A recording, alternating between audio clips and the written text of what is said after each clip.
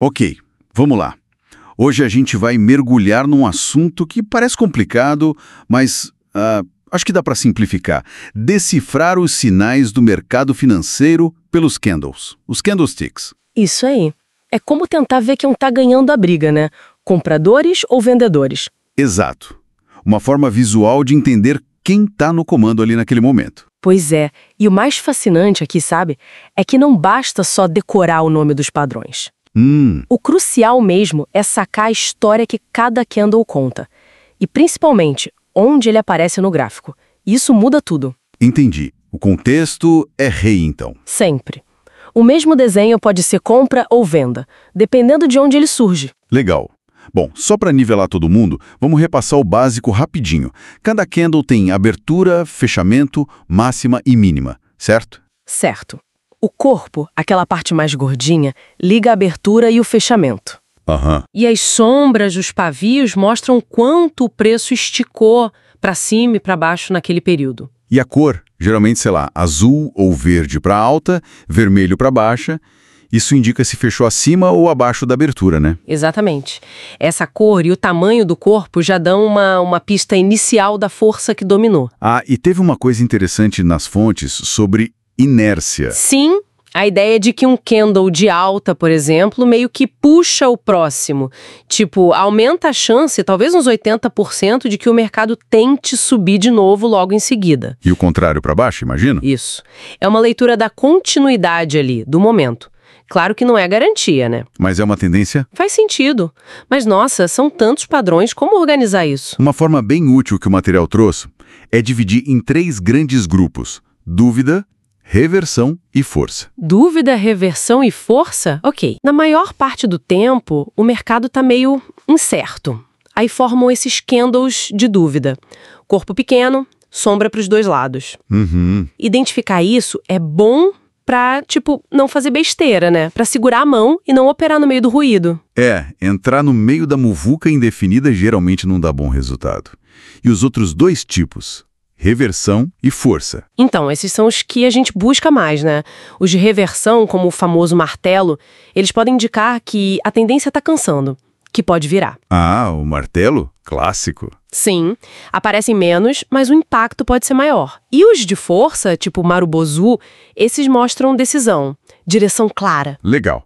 Vamos focar um pouco no martelo, então. Como exemplo de reversão para alta. É aqui que a coisa fica interessante mesmo. Com certeza. Ele tem aquele visual característico, corpo pequeno lá em cima e uma sombra bem longa para baixo. Idealmente, sem sombra para cima, né? Isso. A fonte até dá um critério mais objetivo, tipo, a sombra de baixo tem que ser uns 75% mais ou menos do tamanho total do candle, da máxima até a mínima. E qual é a historinha por trás dele? O que ele conta? A história é o mais legal. Os vendedores tentaram com tudo derrubar o preço, sabe? Por isso a sombra longa para baixo. Tentaram. Mas aí os compradores entraram forte, reagiram, empurraram o preço de volta para cima e conseguiram fechar perto da abertura ou às vezes até em alta. Deixa os vendedores meio frustrados, né? E os compradores mais confiantes. É um sinal claro de que a queda foi rejeitada ali. Ah, mas aí volta aquele ponto do contexto que você falou no início. Esse martelo só é um sinal de compra forte se aparecer depois de uma queda, é isso? Exatamente, essa é a chave. O martelo, depois de um movimento de baixa, mostra essa absorção da venda pela compra. É um sinal de fundo. E se o mesmo desenho aparecer depois de uma alta? Aí a história muda. Ele até tem outro nome, enforcado ou hanging man. E aí, nesse contexto de topo, ele vira um sinal de alerta. Pode indicar que os vendedores estão começando a dar os caras lá em cima. Caramba! Então olhar só o desenho isolado não adianta nada. Nada. Onde ele está no gráfico é o que define o significado. Contexto, contexto, contexto. Entendido. E o Marubozu, que você citou como exemplo de força, como ele é? O Marubozu é quase o oposto da dúvida ou da briga do martelo. É um candle de corpo bem grande, quase sem sombra nenhuma. Tipo um retângulo sólido? Isso. O Marubozu de alta, por exemplo, abre na mínima e fecha lá na máxima do período. O de baixa abre na máxima e fecha na mínima. E o que ele grita? Ele grita convicção. Mostra que um lado, comprador ou vendedor, dominou completamente aquele tempo. Pode ser o início forte de uma tendência nova ou a continuação poderosa de uma que já existe. Força pura. Ok. Então, juntando as peças, os candles são essa ferramenta visual para ler a psicologia do mercado, a batalha. Sim. As fontes indicam que eles ajudam a, digamos, inclinar um pouco as probabilidades a nosso favor. Tipo aquela ideia da moeda viciada, né? Onde você sabe que um lado tem mais chance ou que o ganho potencial compensa o risco. Exato. Mas é importante frisar, né? Eles não são uma bola de cristal. Não são uma estratégia completa por si só. Uhum. São ferramentas? Ferramentas poderosas para ler a pressão, o sentimento ali no momento.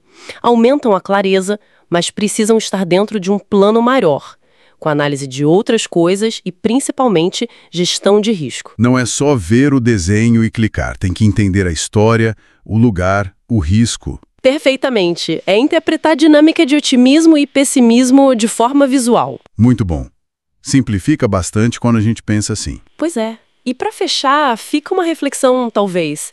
Se cada candle é uma foto de uma batalha, né, otimismo contra pessimismo, sim, como que a sequência desses candles, esses padrões se formando ao longo do tempo no gráfico, podem revelar narrativas mais complexas sobre o sentimento geral do mercado?